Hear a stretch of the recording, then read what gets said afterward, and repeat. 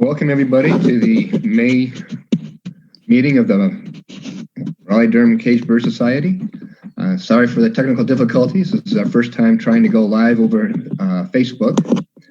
So hopefully this is going to be a first of many, unfortunately. But hopefully this will be the last time we have difficulties with it. First of all, some business. We have the June meeting coming up. Let me mute my Zoom here first.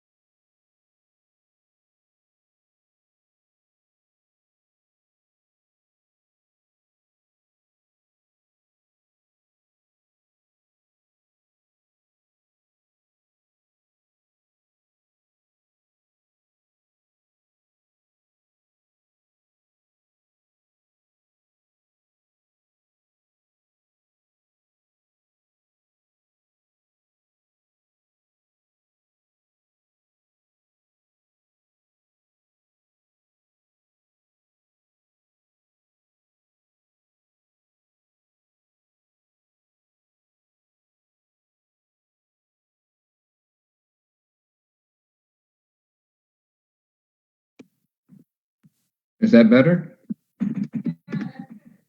Okay. I guess I muted myself and I totally missed what was going on, so let me try again. Coming up in the future, we have a June meeting with Elise Niebram, who's going to be talking about necropsy and quarantine. In July, we have Feathers for Native American with Steve James. We'd like everybody to start collecting feathers now, and it's a fundraiser. In August, we have the picnic, and it's a fundraiser for Steve Stone and for Sylvan Heights. So, and that being said, this month we have Lauren Schmaltz from the World Parrot Trust, and she is going to come here and talk to us about all the wonderful things that the World Parrot Trust has done. Lauren is the USA Administrator for the World Parrot Trust. She has well-traveled. She's been to Galapagos Islands, Costa Rica, and Bonaire. She has, in 2017, stepped down from a role for the working with the director of ECHO to work full-time with the World Parrot Trust. And she's going to give us a background a little bit on World Parrot Trust and what they're up to these days and all the wonderful things that they're doing. So with that being said, Lauren, I turn it over to you. Great. Thank you so much, Tim and John and everyone for the invitation today. I'm just going to take a minute here to get myself set up with sharing of the screen. So hopefully at this point, you're able to see my screen. I'll just give it a second. Okay. See if that's come up.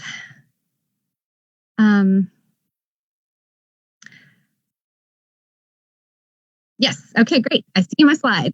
we're in business.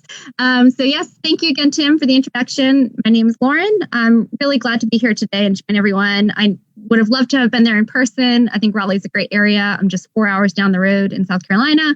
So hopefully sometime in the future, I'll be able to make that trip. But I'm glad that we were able to get together today and for me to have this opportunity to share with you about what the World Parrot Trust has been up to. I hope everyone's doing well and staying safe in their homes. I know this is a pretty challenging time, certainly full of some stress.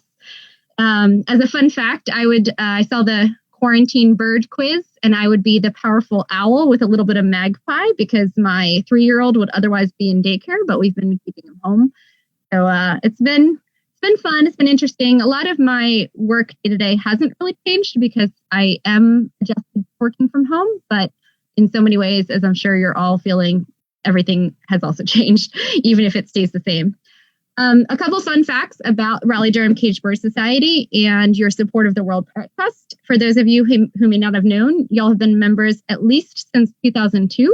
so almost 20 years now, maybe even before then. So someone may be able to correct me later on if it's been longer.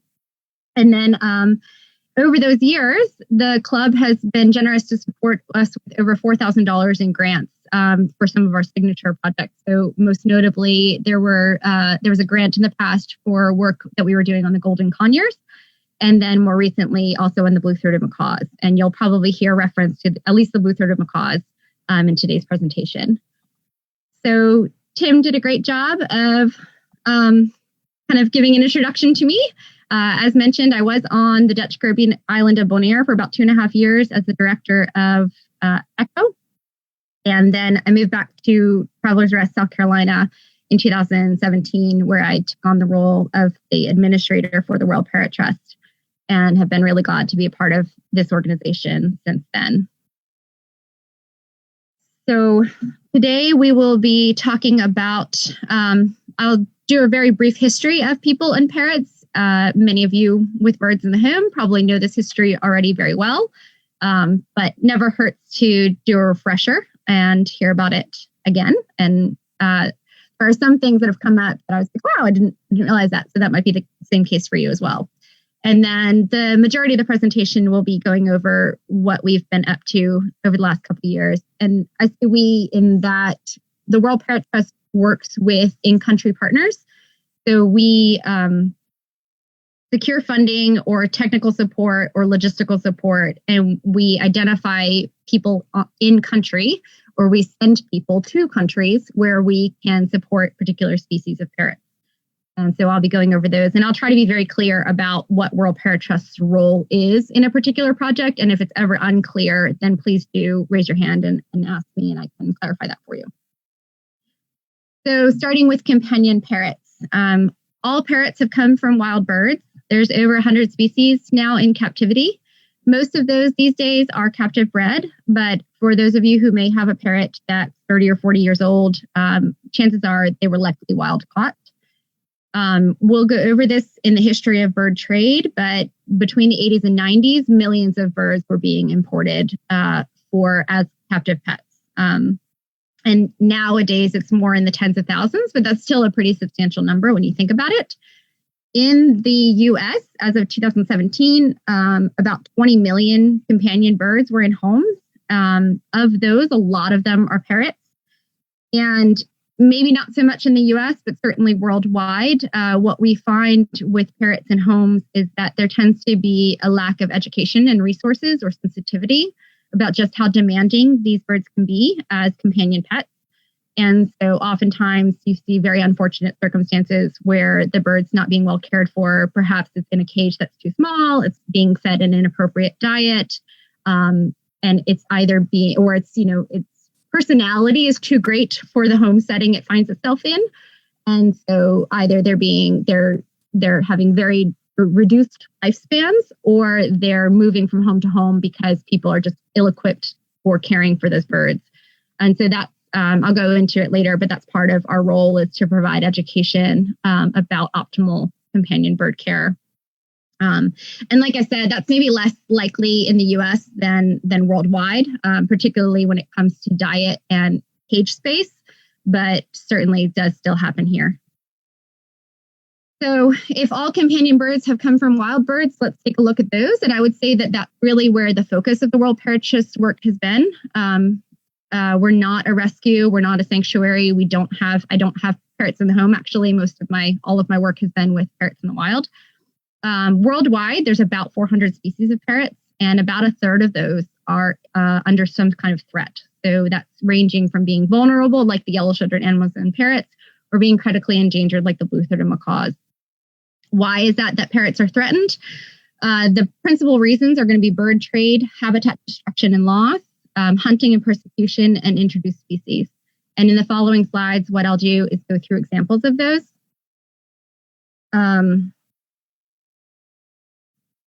So starting with bird trade, this is definitely the most emotional and most kind of significant threat. I'd say habitat loss being a very close second to that. Why is trade so devastating? Well, first of all, we saw in that earlier slide that at one point we're looking at millions of birds entering the bird trade. And when they're entering trade, oftentimes when they're being caught in the wild, inhumane practices are being used to catch those birds. So in Africa, for example, and I'm sure elsewhere, there are incidents of poachers putting glue on branches and using decoys to lure a parrot in. It caught on the branch, and then the trapper can remove it from there and box it to be transported. We also see that when people are trying to collect chicks from nests or eggs from nests, that they're destroying the nest in order to access the cavity, because there are a lot of parrot species who prefer to nest pretty deep in cavities. And so it can be difficult to kind of get your arm in there and get the eggs or the chicks out. And so some trappers or poachers will actually kind of use machetes and hack into those cavities in order to get the babies out. Once the bird is removed from the wild, then we see unsafe conditions for transporting them. Oftentimes they're being transported in inappropriately sized containers. So they're just packed in really, really tightly sometimes with other species. So not all one type of bird from one type of place. And that can lead to high levels of disease transmission. They'll often have a lack of access to food and water, which can be pretty dramatic and terrible for them. And if they're left in kind of shipping places or warehouses, then they could be susceptible to high temperatures.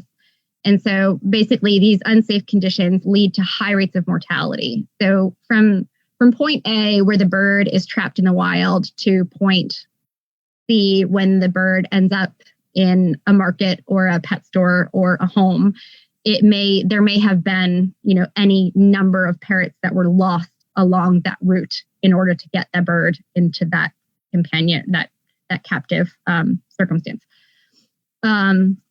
And then on top of that, when adults are being trapped from the wild, what it causes is population bottlenecks. And we see that with the blue-throated macaws, for example, that not only were they trapped in such significant numbers that the population overall declined, but that when you're taking breeding adults out of the population, then obviously the ability for that population to recover once trade has stopped is slow, because you have fewer recruitment of younger generations to restore the numbers.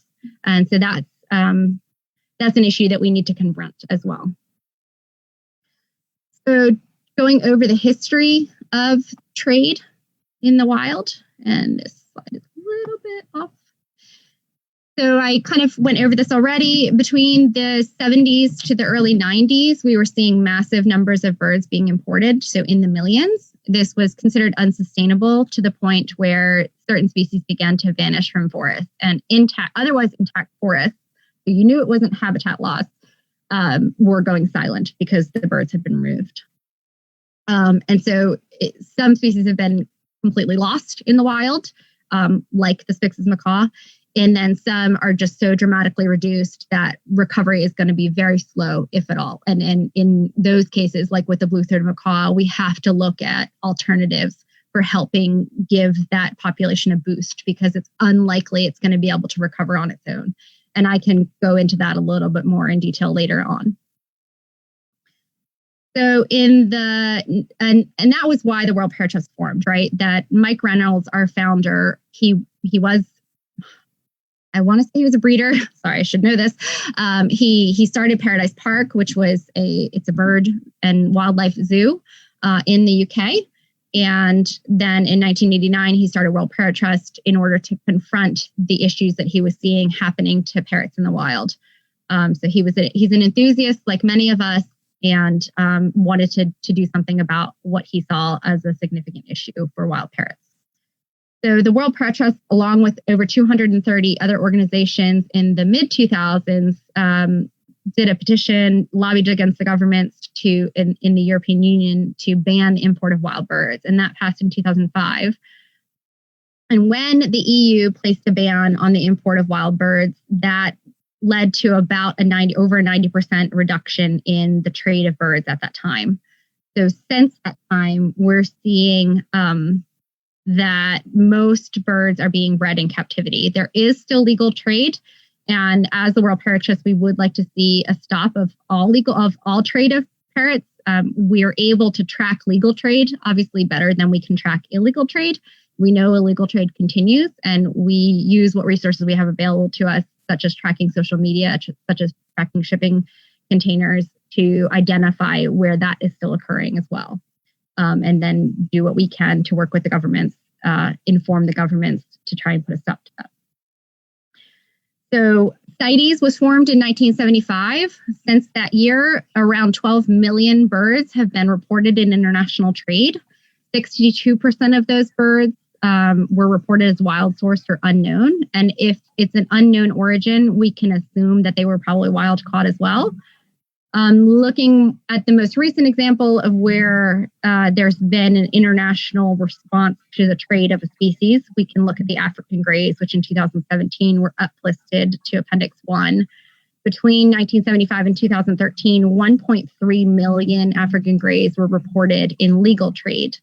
And the issue with legal trade, and that we identified through research with the African greys specifically, was that sometimes it can appear to be legal trade, but it's actually illegal. So there were some exporting countries which were relying on falsified, expired, or copied permits.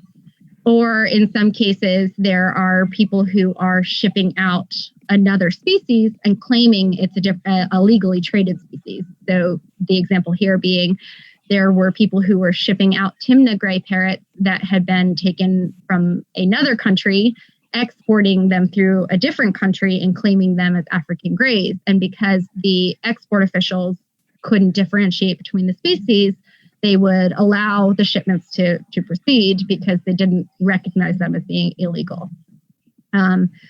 So with the uplisting to Appendix 1, the World Parrot Trust's role in that case was really just to provide scientific evidence and research and our kind of any information we had available to us based on what we knew about the species in the wild. We were not writing the policy. We were not requesting the uplisting.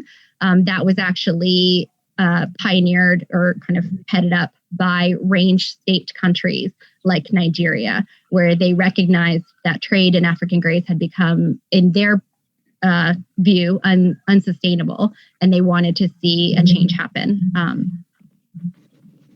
So the second most significant threat, probably in some places equal to that of trade, would be, or greater than that of trade, is habitat destruction and loss. So the photo that we're seeing here is of Mopani woodland in Zambia, and World Parrot Trust supported a PhD doing research on the effect of the habitat loss on Lillian's lovebirds in this country. And basically what they found was that Lillian lovebirds are critically reliant on cathedral Mopani woodlands, and that these were being lost at pretty dramatic rates, both to legal and illegal timber, because it was being cleared for agriculture and timber. And so the lovebirds rely on the cathedral Mopani woodlands for nesting and food resources. And so as they're losing this critical habitat, their population numbers are going to see a significant decline. The researcher started in Zambia, and she's extending her research into neighboring countries where Lillian lovebird subpopulations are also known to have historically occurred, which would be Mozambique, Zimbabwe, and Malawi. And basically, World Parrot Trust is providing some funding support for her to do this work to try to get an estimate of what the remaining population number, the total population number is of Lillian's lovebirds. But the concern is that it's going to be pretty low, and it may end up having to result in that species being uplifted to a higher level of threat of endangerment because of it. And so this is the kind of stuff that World Parrot Trust wants to support, right? In so many cases, if we don't know what the situation is on the ground, we don't know what the best actions are to take to help that species. And so research is always an important first step. Another significant threat against parrots in the wild is going to be hunting and persecution. The photo that we're seeing here is of yellow-shouldered Amazons. This was on the island where I was working, which is Bonaire. So they were perceived as a crop pest, and farmers will shoot them down in order to protect their crops. And certainly the yellow-shouldered Amazons are not unique in this. We're also supporting Parrot Conservation Bolivia in Bolivia to do work on the red-fronted macaws and work with the communities there, because that habitat is very similar to what we see on Bonaire, and the red-fronted macaws are considered a crop predator there. And so we know that hunting of red-fronted macaws is happening in Bolivia. And what we want to do is talk to the local communities and find out what we can do to help alleviate that pressure on the crops so that there isn't the pressure on the farmers to try to eliminate the birds. And you'll see that a little bit more later on. Finally, the most significant threat to parrots in the wild is going to be competition or predation by introduced species. So here we're looking at a picture from our partners, Macaw Recovery Network in Costa Rica. The blue plastic that you see in the background is an artificial nest box, and these are invasive honeybees that have taken over that nest box. Unfortunately, in a lot of places where parrots live, if habitat destruction and loss is another threat, then one of our kind of immediate conservation steps is to provide alternative nest sites, because if trees are lost, then the natural nest cavities, which parrots rely on for nesting, are lost. And so we put up artificial nest boxes in order to allow reproduction to continue. But unfortunately, both the natural cavities and these artificial nest boxes create very suitable conditions for honeybees as well. And we have seen it in a number of locations where honeybees take over nests and will either drive the female out off of eggs that she's incubating, or if there are chicks in the nest, we've seen it where the honeybees, if they decide to move in, will sting those chicks to death and the nest will be lost. So with a critically endangered species like the great green macaw, this can have a dramatic effect on the population recovery. So in those cases, we need to find ways to remove those honeybees, whether it's exterminating them prior to the start of the breeding season or removing them through swarm traps and trying to get them colonized in a bee box so that we can harvest the honey and create perhaps an alternative sustainable use for those bees without it conflicting with the parrots and what the parrots need to do. Another example, which isn't photographed here, of how introduced species can really wreak havoc on a parrot population is the swift gliders in Tanzania. There, they are predating on the swift parrots. And did I say swift gliders? The sugar gliders in Tanzania, who are predating on swift parrots. And they are going after females sitting in nests. And so there's an imbalanced sex ratio in Tanzania of the swift parrots now, to where bachelor males are trying to solicit females who are incubating eggs, and they're either harassing that female to the point where she acquiesces, or they're harassing her to the point where she leaves the nest and leaves the eggs abandoned, and then those eggs can't hatch, or the bachelor males are getting into fights with paired males, and that level of aggression can be really bad for those birds. And so this is causing a pretty significant issue for the population of swift parrots in Tanzania. So, I mean, it's pretty depressing to look at, and any one of these threats can be combined. They can vary in how severe they are on the parrots in the wild and how much of an effect they're having on the wild parrot population. And that's why the approaches we take have to be very customized and localized, and why we rely heavily on in-country partners who are there, who are on the ground, seeing this firsthand and giving us information on how we can best support whatever actions are determined to be in the best interest of the parrots that are found there. So this is a photo of several macaws that were confiscated from markets in Santa Cruz in Bolivia. In that case, we're providing funding support to help rehabilitate parrots that are removed from markets, and hopefully with the intention of getting them released back into the wild. So let's talk about the World Parrot Trust, because we talked about the threats to parrots. I've kind of alluded to some of the things that we're doing, but let's get into the nitty-gritty specific examples of what we've been up to in the most recent years. For us, kind of our guiding motto, if you will, is that we're going to look at what is in the best interest of the birds, and that's going to determine what actions we take. And so that's why I was saying that it's really going to depend what's happening in that specific location with that specific species, because threats to a species, even across a region or across a country or across its entire range, can be different. And so we want to take a very localized approach to how we're helping that species address its most significant threats.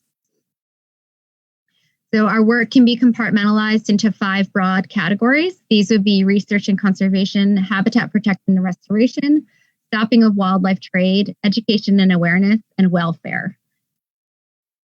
To date, we have supported 70 species in 43 countries. And starting with research and conservation, as I kind of mentioned earlier, before we can get in and actually do something for the birds, it's best to have some information. So all of our approaches and the work that we support is going to be science-based. The first thing we want to do is get as complete a picture as we can of what's happening to that particular species in that particular place. And so that's where research comes in. So we can learn more about the species and its threats. So and also what it does in the wild. So we're looking at their ecology, we're looking at their breeding systems, we're looking at how they interact socially among themselves and with other species. We're looking at what their needs are of the habitat, how they behave, and what they feed on. And so the pictures that we see here in the upper left, a photo by Rowan Martin. This is of Timna Grays in Guinea-Bissau. So back in 2014, that was the first research that was done on their diet in the wild.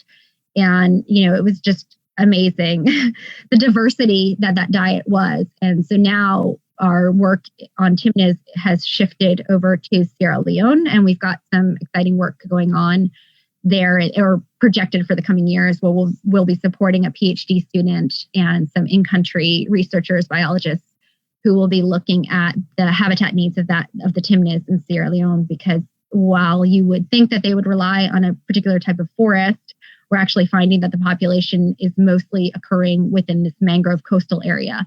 And it may be that we have to find out what's going on, why they're concentrated in the mangrove area, coastal areas where you wouldn't necessarily expect them to be. So that's an example of research that's actually forthcoming.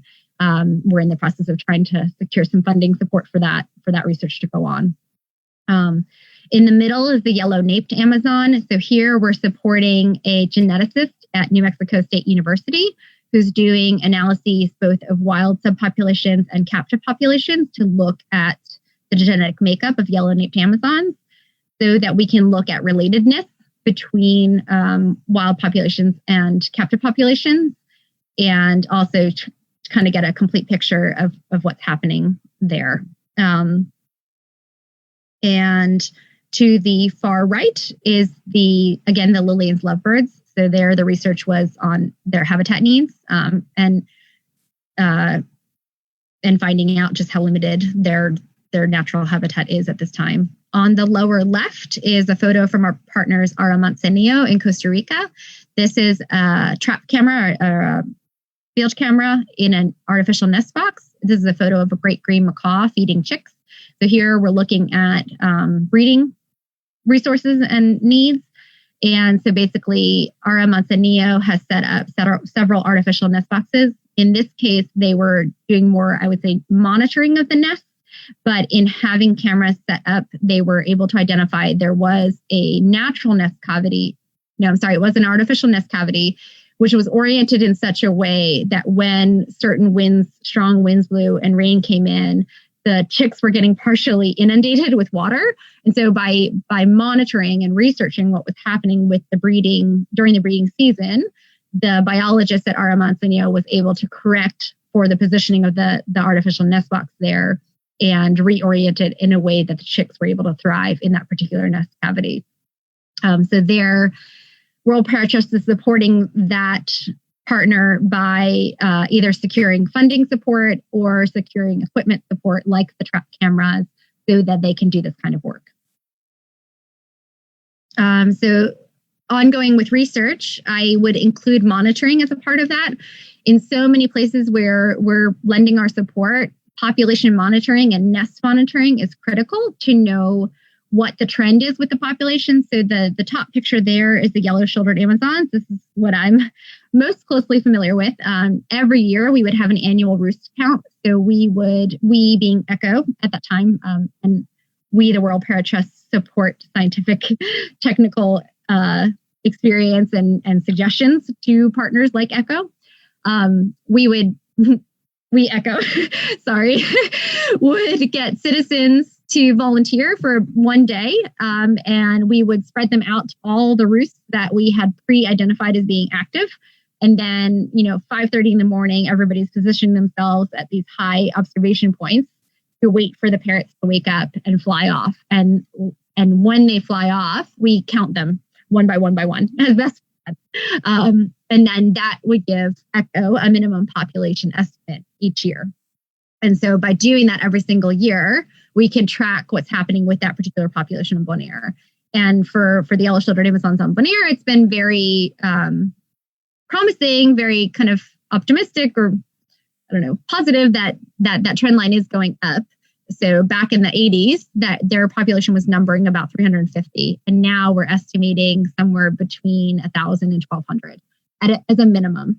And so that's why population monitoring is so critical. And this is, again, something where the World Parrot Trust, for a particular species where they're critically endangered or endangered, we really want to secure funding support to help the teams on the ground do this annual monitoring to really have an idea of what the number is of the population, where they're ranging. So, how broadly they're ranging as opposed to where historically we thought that they ranged.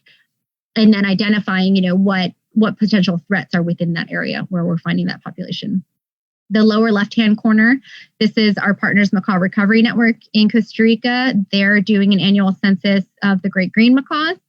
They are partnering with other nonprofits in Nicaragua and trying to do a population census of all great greens across both countries. So that would give us a more complete picture of what's happening with the great green macaws in their entire range. And that's so, in some cases, we're looking at this multi-country international research and work going on and monitoring. And it's fascinating and challenging because there's a lot of different parties and different interests being involved. And World Parrot Trust, we just try to facilitate and kind of make that happen as much as we can, help. And then the lower right-hand corner, the 3 rangers out in the field, this is where World Parrot Trust is supporting Parrots Conservation in Bolivia. And these guys are actually, at least 2 of them are rangers with a protected area. So we're providing funding support to help them have a living wage to do this work. And they are doing population monitoring of the blue-throated macaws, which are now believed to number just in the few hundreds. So monitoring. So that gives us an idea of, like I said, how many birds are actually out there. And also when we're monitoring populations, we can also be identifying potential nest sites so that when breeding season comes around, we can be going to those potential nest sites and looking for breeding activity, breeding behavior of pairs. I'll be showing a brief video here. This is from our one of our Indonesian colleagues, Oka Dwi Prihatmoko. I've never actually tried to pronounce his last name. It's a bit of a mouthful. So this is where doing monitoring can be really beneficial. So they were out doing monitoring and identified Mitchell's lorikeets for the first time in 8 years on the island of Bali. And the World Parrot Trust is providing support to Paradise Park, who is currently doing a captive breeding program of Mitchell's lorikeets, with the hope that in the near future we'll be able to release some screened birds, genetically stable, disease-free birds back into the Bali population as a way to boost that population. And so that was why, the same with the yellow-naped Amazon, why genetic research is so critical. They've also Tim Wright's lab at New Mexico State University, they've also done genetic work on the blue-throated macaws. We have several captive populations within the US, UK, and Canada, and we're looking at what their genetic makeup is versus the wild population of blue-throated macaws and looking for comparisons, familiarity, and if there's any kind of genetic divergence between captive and wild populations. And so that's where genetic work can be really fascinating and informative, particularly in looking at places like Indonesia. You also want to be very careful that you're not mixing different subspecies, because, and this is a problem that our Indonesian program manager, Med Halawate, has been able to support the authorities there with, is providing education on subspecies differentiation, because you don't want to release a parrot on the wrong island. You want to make sure you're getting it back to the right place where it belongs. So anyway, without further ado, this is a video of Mitchell's lorikeets being spotted on Bali Island for the first time in 8 years. And there's no sound to this video.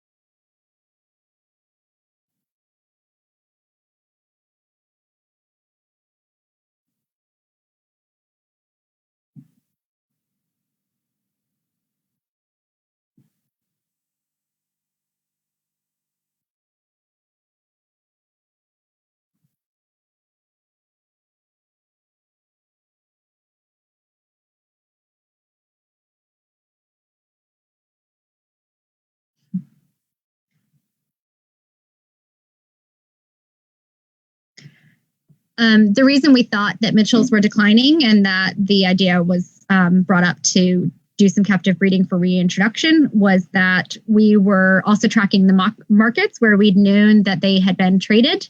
And we were observing that we were seeing less and less of the Mitchell's lorikeets showing up in the markets, which suggested to us that they were becoming more and more difficult to trap in the wild.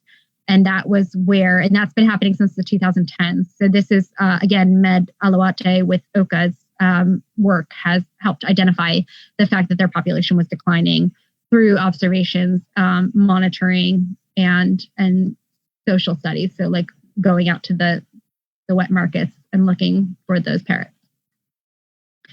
I will move on.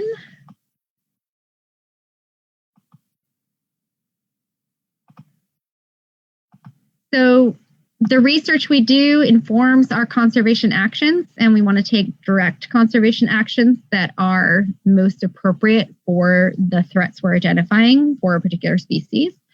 And again, here's where World Parrot Trust is either providing financial or technical support to partners in country. On the left-hand side is a photo of a yellow-headed Amazon chick that was rescued from a vulnerable nest by the Belize Bird Rescue. And we provided them funding support this year because they, like so many places, are being impacted by a complete shutdown of tourism, which they would otherwise rely on as a source of income for their conservation work. Yellow-headed Amazons in Belize are under significant threat for poaching. And so every year, Belize Bird Rescue works with another partner organization to remove chicks from vulnerable nests that would otherwise get poached. They nurture them, and this one's slightly dehydrated, so it was probably recently rescued from a nest. And they basically rear them to a point where they're safe for release. So they've got a better chance at not being susceptible to poaching, and they'll release them back into the same places where they were taken from the nest. And so this particular year, with everything being on lockdown, the poachers the Belize Bird Rescue had observed was actually, they were kind of back at it with a vengeance. So that was why some critical measures needed to be taken to remove a lot of chicks from nests. I can't remember, I think there was maybe 30 or so removed this season. On the upper right-hand corner is, again, a photo from Bolivia, from Parrots Conservation Bolivia, where this is a ranger of the Gran Mojos Protected Area. He is checking an artificial nest box that, with support from an Indianapolis Zoo grant. World Parrot Trust could send the resources down to them to construct artificial nest boxes. And fortunately, the blue-throated macaws have accepted those. A few breeding parrots at least have accepted them. So the ranger is checking on the nest just to make sure. They'll do periodic weight checks, periodic chick checks, check for parasites and things like that. as much as possible, we try to leave the nests alone in the wild and allow the parents to do everything. But there are times where interventions are needed. Either there's a chick that's not being fed enough, and so it's disadvantaged, especially in cases where there's large clutches of 3 or 4 birds. Then sometimes the younger birds will be not able to be supported by the parents because the other chicks will be too aggressive or competitive. In those cases, sometimes we'll provide artificial or supplemental feedings. In other cases, sometimes the parents are new breeders, and so they might not be very good at parenting yet. And in those cases, we'll want to help the chicks out a little bit. Or if, like I said, there's a direct threat, either the nest is getting inundated with rainwaters or it's very at risk for being poached, then those are examples where I say we, but it's the field partners will intervene. In the lower right-hand corner, this is from the Department of Natural and Environmental Resources in Puerto Rico.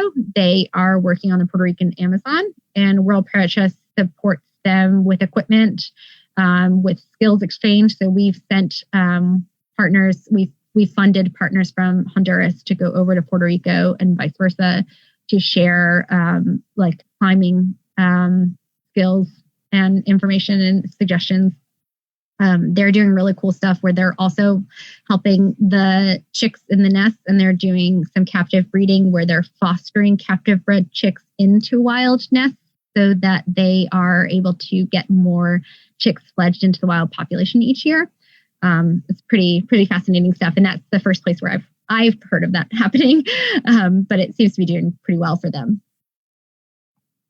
So a little bit tongue-in-cheek, this is a video from Parrots Conservation Bolivia. It's of a ranger doing a hyacinth macaw nest check. So if you're scared of heights or if you suffer from motion sickness, you may want to look away from this particular video at this time. This just gives you an idea of what our field partners have to go through to do the nest monitoring work that they do. Oftentimes, a lot of these nests are located, several feet up in the air, 100 feet up in the air or more.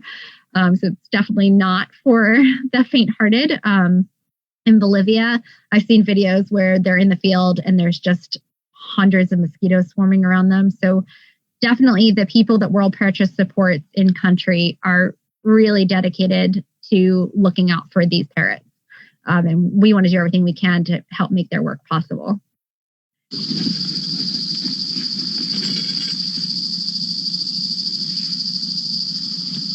Primero veámoslo. Voy a poner ahí el otro, ¿verdad? ¿El monitor? Debe estar ahí. ¿Está aquí el monitor? Looking down, you can barely see the people down on the ground. So this is probably 100 meters, 70 meters up in the air. So in this video, you're seeing that they're checking a trap camera. So this is a camera monitoring for the parent and chick behavior. They're looking for tracking the chick's progress and fledging. I don't know that this nest was necessarily susceptible to poaching, although there are nests that have been located that high that can be poached. Those cameras tend to have their batteries and their camera cards checked about every week to 2 weeks, depending on how long those batteries will last and how many photos are being taken. You could hear the parents in the background. That was a pair of hyacinth macaws. When we have to actually go in and check nests, and I say, again, the field partners have to go in and check the nest, then really they're waiting for a time when the mother has left the nest and it's causing the least disturbance. Nests tend to be checked as infrequently as possible. And so oftentimes what you'll see in the field, this is kind of an exception where they have to get up there and be that close to the nest. Oftentimes what you'll see the partners use is extension poles with a GoPro camera on the end of it so that they can just kind of peek in, or in now with technology being what it is, some of our partners were able to help them procure drones, and then they can use a drone to fly in if they need to get a closer look directly at the nest cavity. Otherwise, we really try to observe nests from a distance and not intervene, as I said, and certainly not get in there any more than is necessary. So World Parrot Trust is also involved in supporting habitat protection and restoration. So these are photos, again, from Bolivia. This is kind of certainly a project that I'm most familiar with because it's one of the ones I work most closely with in trying to write grants and secure funding. So here, back in 2017, World Parrot Trust, along with several local and international partners, helped to have the Gran Mojos Municipal Protected Area created. And that area is about 1.5 million acres. And it has about 35% of the known wild population of blue-throated macaws and about 50% of the known breeding pairs. So what we do now is we secure grant funds to support the Gran Mojos Municipal Protected Area staff, so the rangers, and our local partners, Conservation Bolivia, Parrots Conservation Bolivia, to do conservation work of the blue-throated macaws. And so most recently, through grants from Indianapolis Zoo and other funders, they've been constructing these artificial nest boxes to try to promote breeding pairs within that area. So beyond just protecting habitat, you also, in a lot of places, need to restore. So looking at the Mopani woodlands, for example, at some point down the road, we might look at seeing what we can do to support a tree nursery to get some of that habitat regrown, if possible, if there's an opportunity to do it. In Bonaire, this was possible. We helped ECHO write a grant to the Ministry of Environment in the Netherlands, which was a multi-year grant of nearly $500,000, where they were able. ECHO has secured over 33 hectares of habitat by excluding herbivores from that habitat, and then has established over 20,000 trees in native tree nurseries, which have been replanted out. So I think at this point they've planted out over 15,000 trees back into that protected area to try to restore nesting and food resources for the yellow-shouldered Amazon parrot. So with the yellow-shouldered Amazons, because they've lost so many of their mature trees, what we see now is that they're nesting in cliff faces instead, and those can be susceptible to having bees move in and take over, or they can be more susceptible to poaching because you can access them more easily than you might a tree. And they're just less ideal conditions for nesting. So if we can get mature trees growing and natural cavities forming again for the yellow-shouldereds 30, 40, 50 years from now, then that will certainly be a boon for the population on that island. So this is an example of why habitat protection and restoration is so critical for so many species. As you probably are all familiar, we had the really extreme situation of the wildfires in Australia this last year. Royal Parrot Trust, to date, to my knowledge, hasn't yet been directly involved in any species recovery efforts or habitat recovery efforts in Australia. But at around the same time, we were also seeing wildfires rip through Brazil and Bolivia. And so during the summer of 2019, Royal Parrot Trust ran a fundraising campaign to try to raise money to support 3 different macaw species found in Bolivia, where our partners, Parrot Conservation Bolivia, are working, which would be the hyacinths, the red-fronted macaws, and the blue-throated macaws. And so this is just a fundraising video. Through that campaign, we were able to secure $60,000 to go and support habitat restoration and species conservation efforts in Bolivia. So I'll just allow you to watch that video now.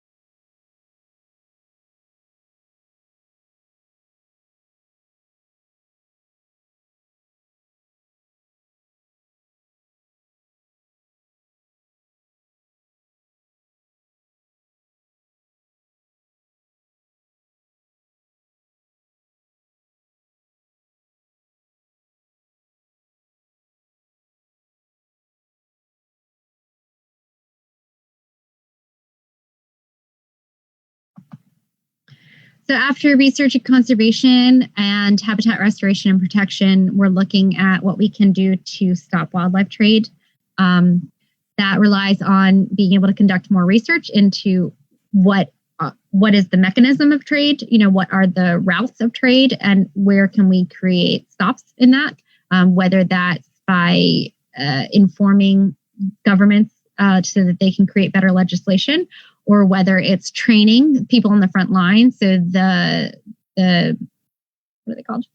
The customs officers who are allowing these shipments either to leave their countries or come into their countries, so that they can feel more empowered and informed to make confiscations when they recognize the shipment as being illegal. And then if we are seeing more confiscations happen, World Parrot Trust likes to provide support to enable the rescue of parrots from confiscations and from trade, to be rehabilitated and later released back into their countries of origin.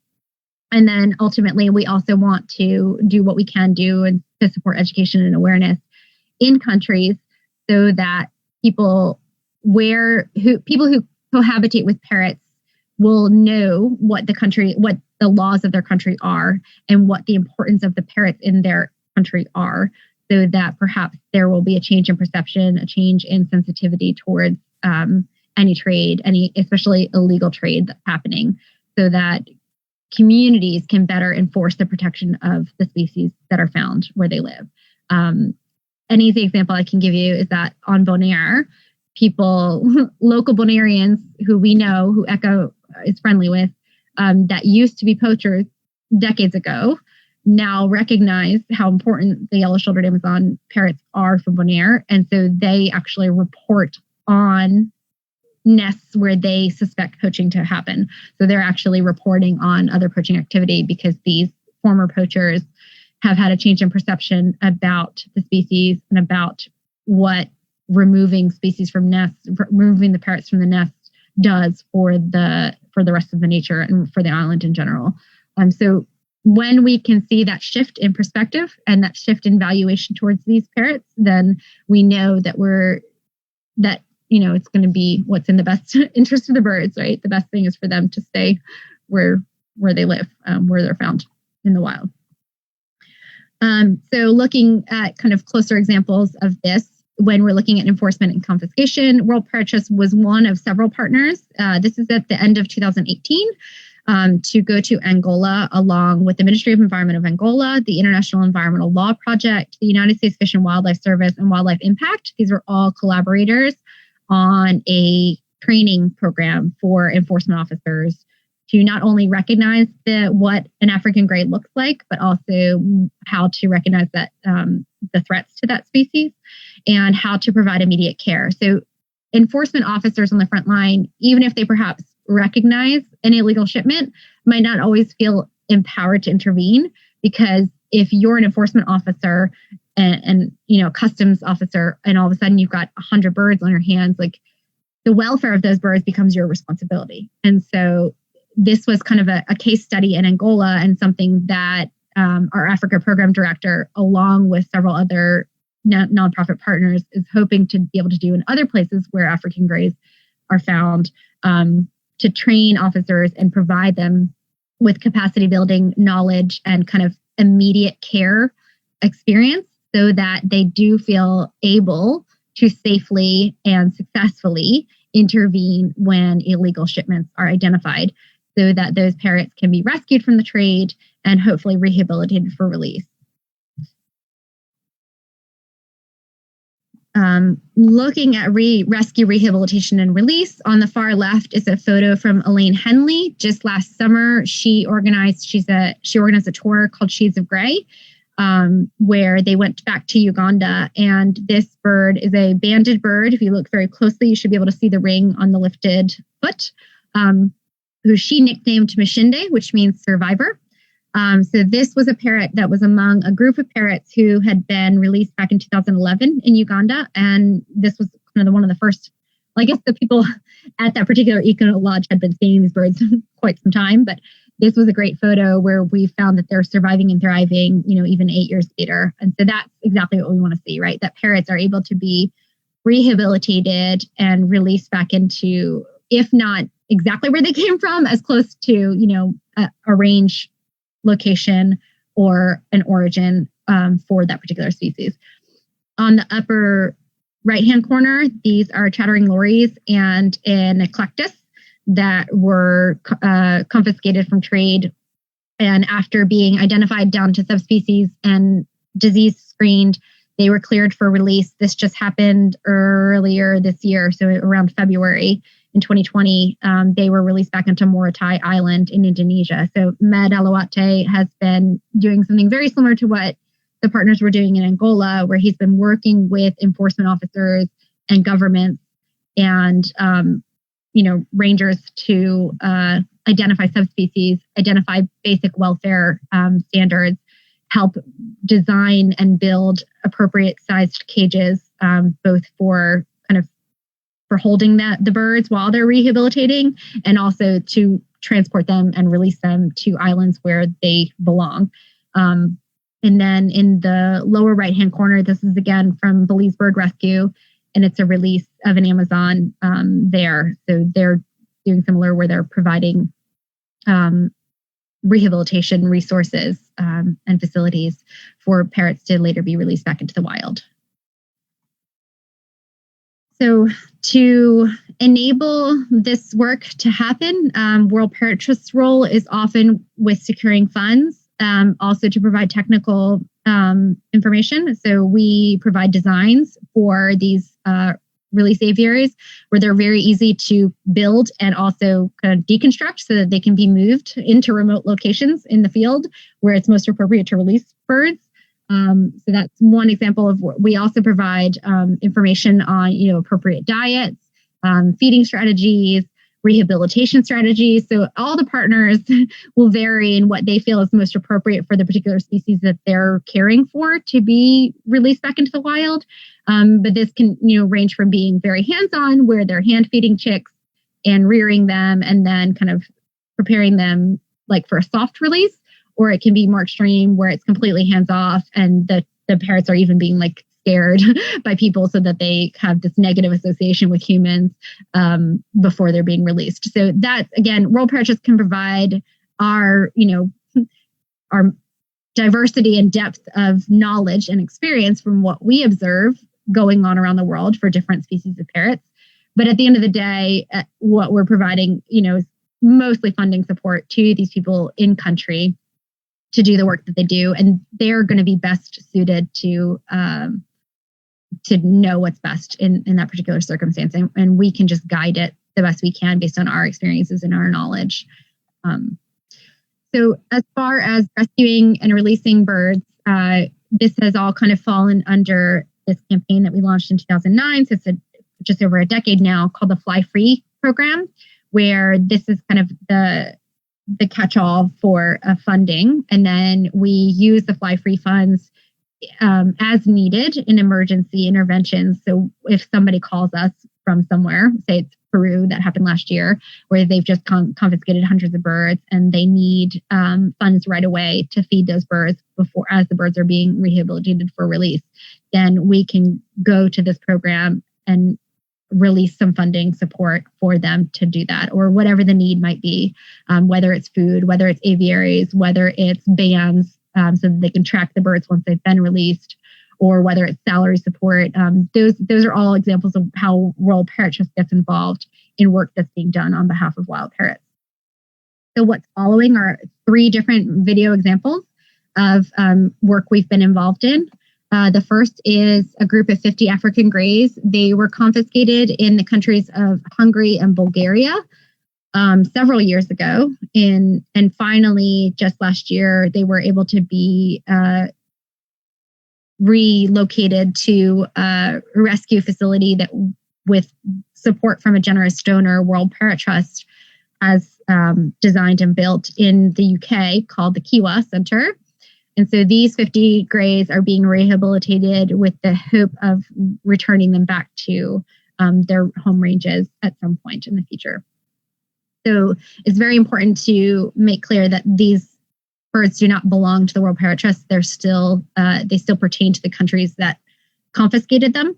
But what we're doing, this was a service that was requested of us and something we were able to do because we had this facility designed specifically for this, where we can give them a safe place, an appropriate diet and stimulation to get them prepared to eventually go back into the wild. And that's ultimately what we would like to see happen with as many birds as possible. That can't always be the case. Sometimes birds are screened and found to have diseases. Sometimes birds have injuries that cause them to be unfit for release. They just wouldn't survive if they were released into the wild. And when those situations happen, obviously we look for what is the best alternative. Again, always asking ourselves what's in that particular bird's best interest. So without further ado, I'll stop talking and you can watch this very entertaining video of African greys.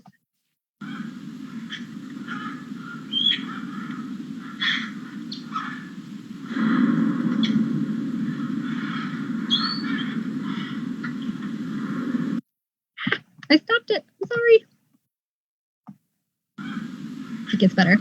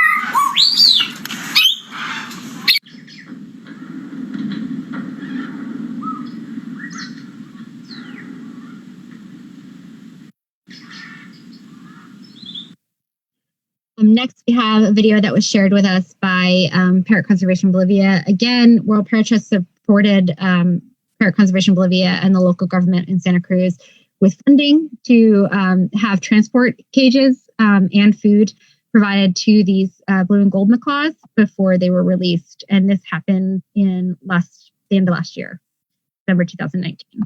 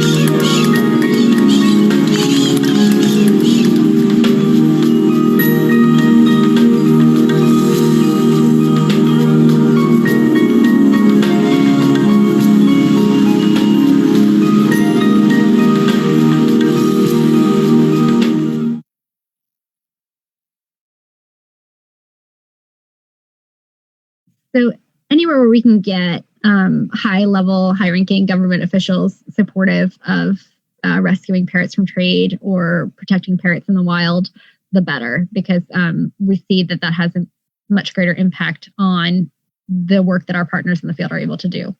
The final example is, again, where we provided funding support for partners in Peru at the National Forestry and Wildlife Services to provide food and aviaries for a group of parakeets that had been rescued from trade. These ones were found in fruit boxes when they were rescued. And I cannot find where to start it. There it goes.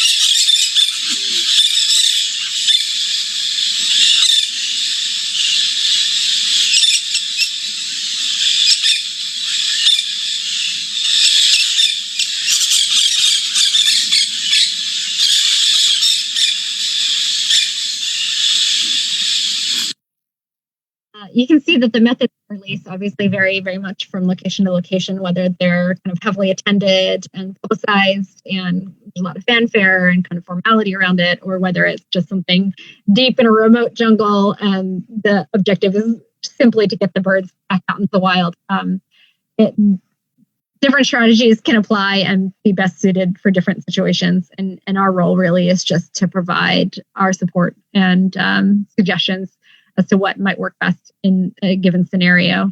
So again, to kind of help reduce the effect of trade and also hunting and persecution, habitat loss, any of those other major threats, it comes down to the communities where those parrots are found and what their perception of the parrots and the role the parrots play in nature might be. And also to kind of build capacity. So in some cases, we're seeing communities do care about the parrots.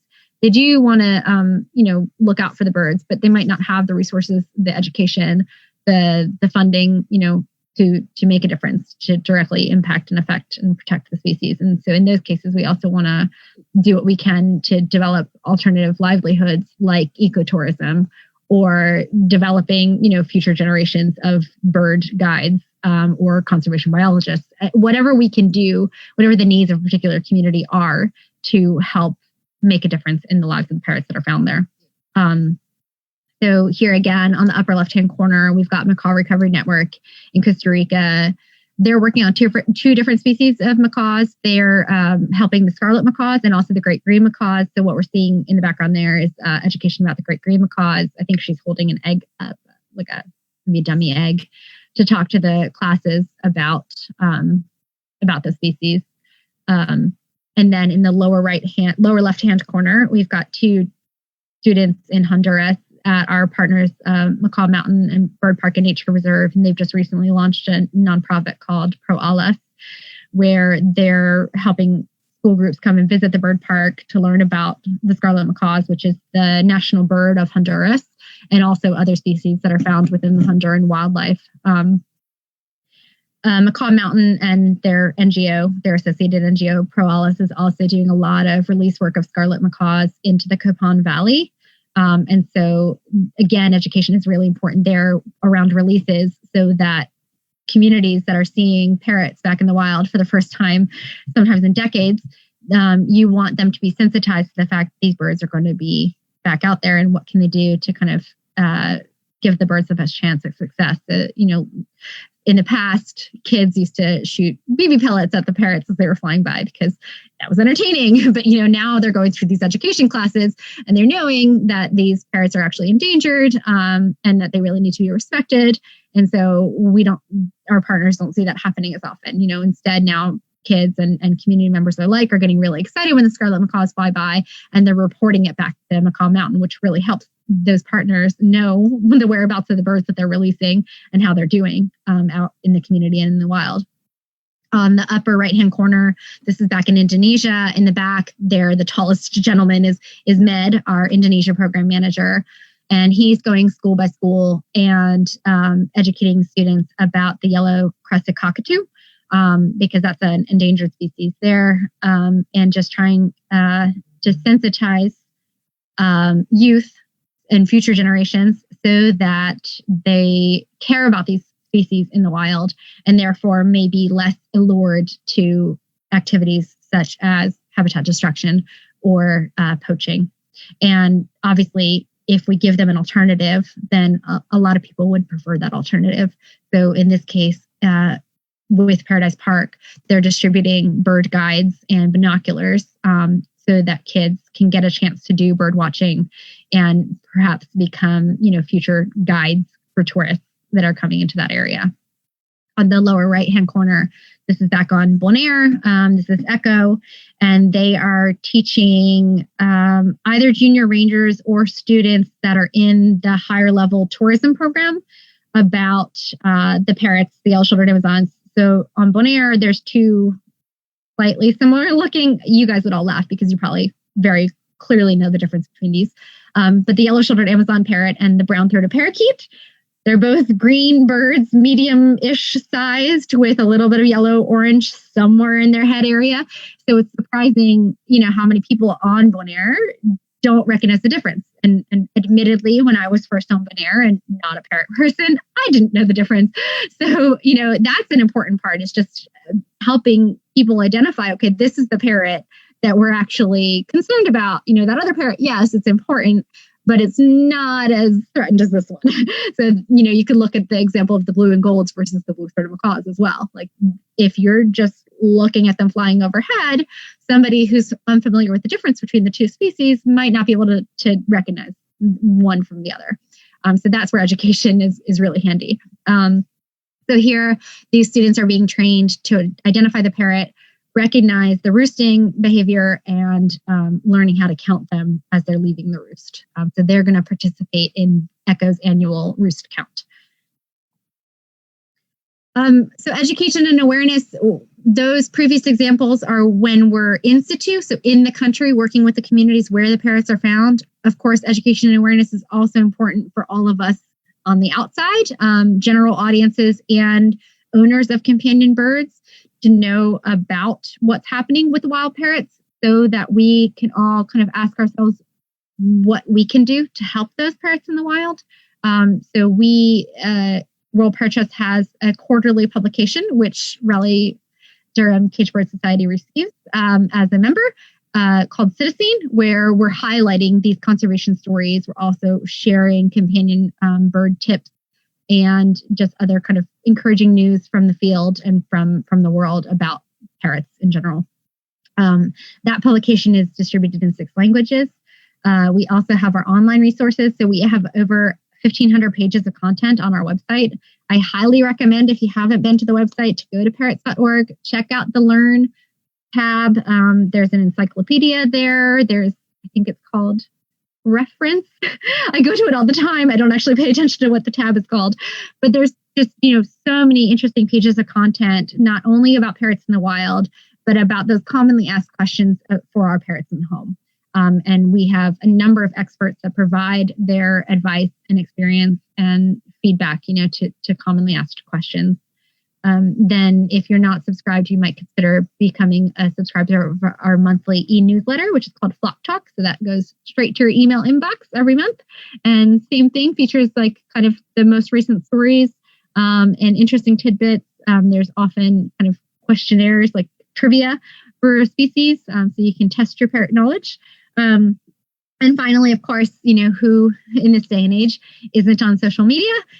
So we have Facebook, Twitter, Instagram, and YouTube. And if you haven't been around there and checked those out, definitely encourage you to do that as well. Just multiple ways to engage with us and for us to get information out to the broader audiences worldwide about exactly what we're up to and how we're supporting partners in the field for wild parrots.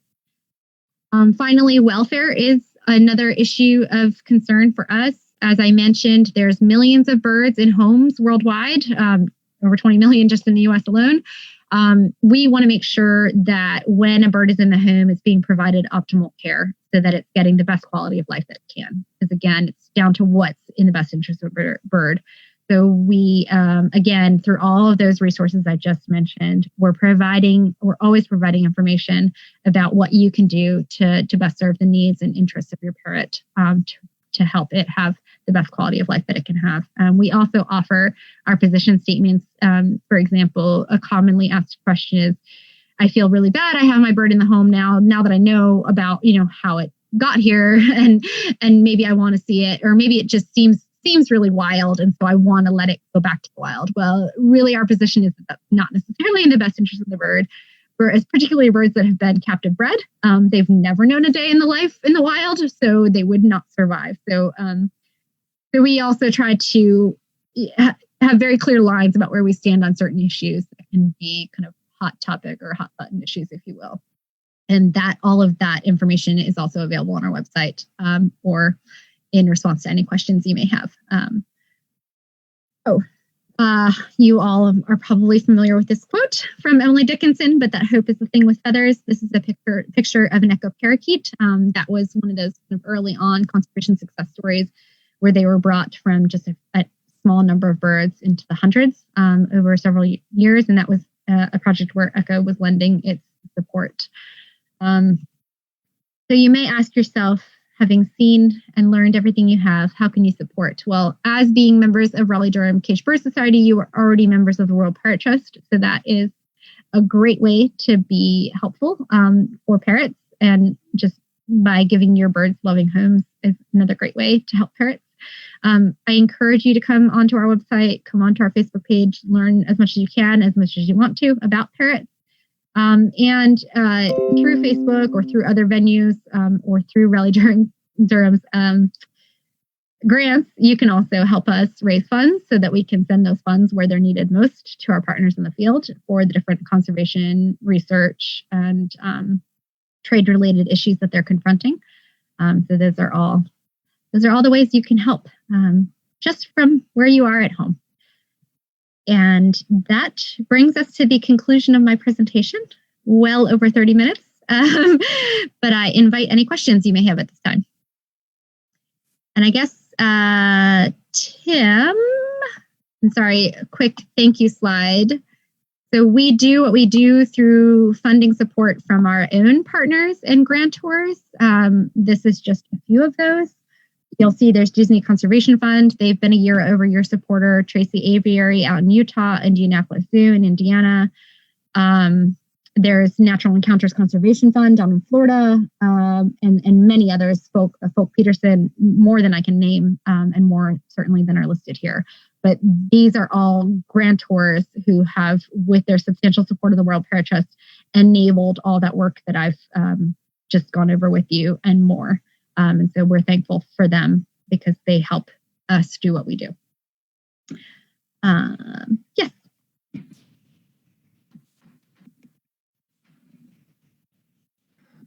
Okay, Lauren, we do have some questions here. Great. First one is from Judy Calhoun. Hi, Judy. Is there a particular location where poaching is the worst, or do you see it everywhere? That's a great question. I would say regionally, the African continent, certainly poaching is the place where we're most aware of that still being an issue, but also Indonesia. Blue-throated macaws, their numbers are so reduced at this point that we don't think poaching is an issue anymore. Bonaire, we saw declines in poaching, but we're now seeing a resurgence in it happen. So it's hard to say with specificity. It certainly continues to be an issue worldwide. The severity and the significance of it will vary region by region. But I would say, Africa and Indonesia being the places where they're still being the hardest hit. And a follow-up question on that, why do you see a resurgence in Bonaire as far as the poaching? We are investigating in that at this time. We think that there is a new crop of poachers. So I mentioned there was a guy who now helps ECHO by informing them when he suspects it to happen. We think it's probably not, he's a gentleman now in his 80s or 90s. He has taught his sons how to poach, but his sons now have alternative livelihoods. One of them is working for the government.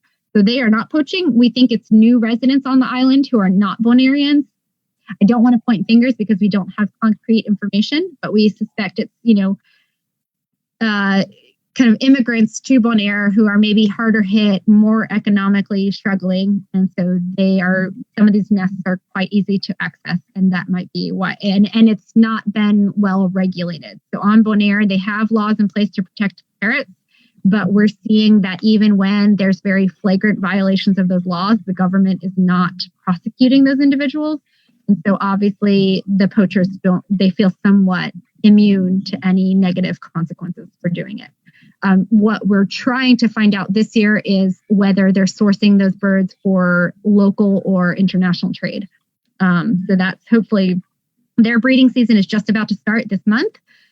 So we are trying to get some researchers onto the island if travel restrictions are lifted in time to do an intensive nest study to track that impact. Okay. Second question is from Beth Ann Quinlan. What is done in rehab prior to releasing the birds to ensure their survival upon release? Yes. Okay, that's a very good question. And it's going to vary location by location. So I think the best thing I can do is maybe give you an example. It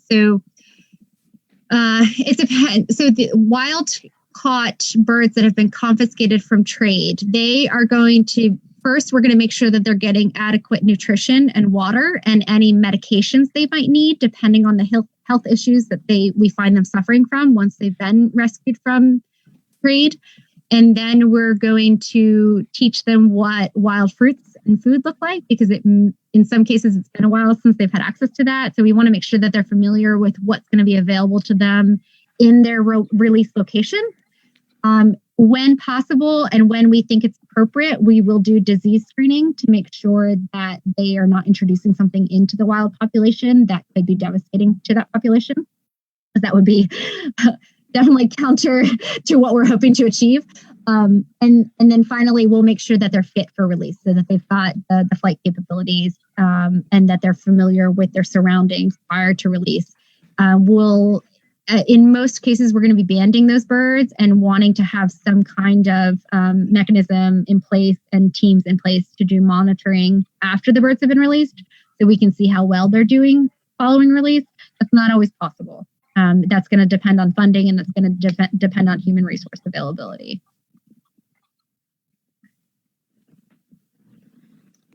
All right. And third question was from John Marquis. What type of ecotourism opportunities are there that would help the parrots? What World Parrot Trust has become aware of and supportive of is a lot of these kind of birding tours. So more and more tour operators are developing specialized tours for parrot enthusiasts and going to countries where you're going to have a very high chance of seeing a diversity of parrot species.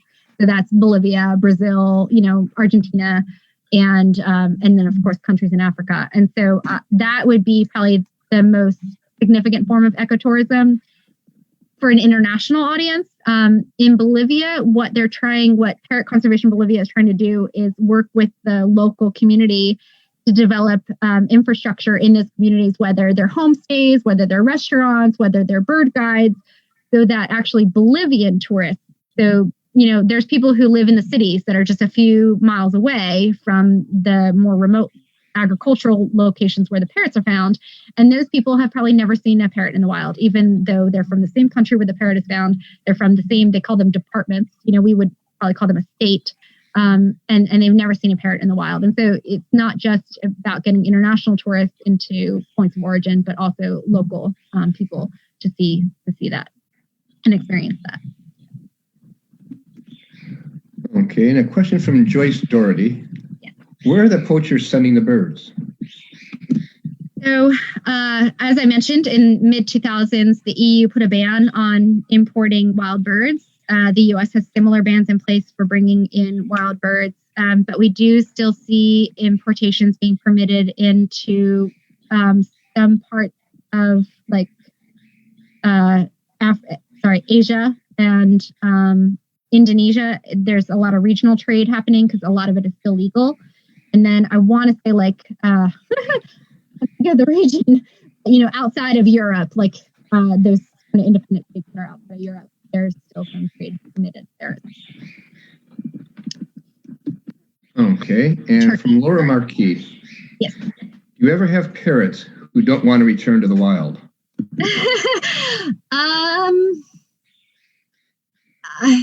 That's a great question.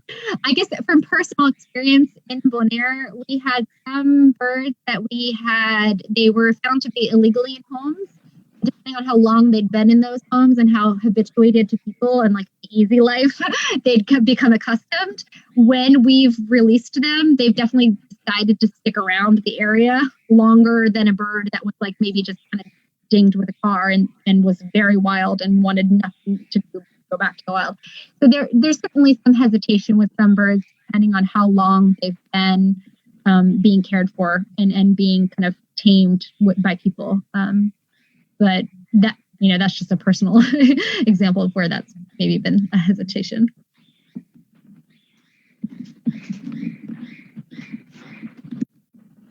All righty. Well, that about does it for the questions here. Lauren, thank you very much for your time. We appreciate everything. Well, Well, thank you. I really appreciate this invitation. I'm glad we could make this happen because I was disappointed when it wasn't looking like I could make it out there. So hope to do that someday. Well, we hope to have you up here too someday. Thanks, You Tim. get better. What we discussed in the board meeting that we're going to. Oh, Lauren, Bethany has a question. Yeah. The board member is going to donate for your time. We're going to donate to the World Parrot Trust and a little extra. And we want to know how to go about doing that for you. Well, thank you very much. That's wonderful, unexpected, and greatly appreciated. Whether it's by check or by you can go online and donate through our Mighty Cause page. I would say check probably the easiest if that's okay with you guys. Do that, or I can send you bank information if you wanted to do an online transfer. All right. Thank you very much. Well, Appreciate it. Guys. That's great. And you have my email. If people have questions or other things come up later on, please do feel free to have people reach out to me. Probably the USA@parrots.org is going to be the best email to use. But we welcome all of your questions, comments, concerns. We'd love to hear from you. Very good. What we're going to do is John's recorded this, and we're going to put this on our Facebook page so that even though people couldn't be here for it, they can still see the recording of it. Wonderful. And I know my Facebook page was messed up. I wasn't getting it. So hopefully we didn't have too many other people. I know there was a couple people that were responding that were having problems on Facebook as well. So, well, hopefully, John, the recording went well, and we can put the whole thing up there. So if there's any more questions, we'll definitely forward them to you. Okay. I look forward to that. Well, thank you very much, and have a great weekend. You too, Tim. Take care, everyone. Nice to hear from you, Beth Ann, even though I didn't get to see you this time. You don't really want to see me. COVID, no haircut. I know the feeling. Take care. Hey, bye, Lauren. Bye. Bye, John. Thanks again.